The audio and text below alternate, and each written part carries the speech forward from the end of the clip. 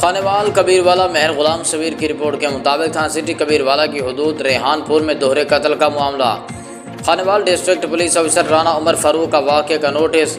گزشتہ رات Sameera be be دختر محمد نواز جو فائر لگنے سے ہسپتال میں زخموں کی تاب نہ لاتے ہوئے جاں بحق ہو گئی تھیں، مقدمہ نمبر 344/24 بجرم 302 تھانہ سٹی کبیروالا مقتولہ سمیرہ بی بی کے بیان پر ملزم عمران عرف مان ولد ممتاز کے خلاف درج ہوا۔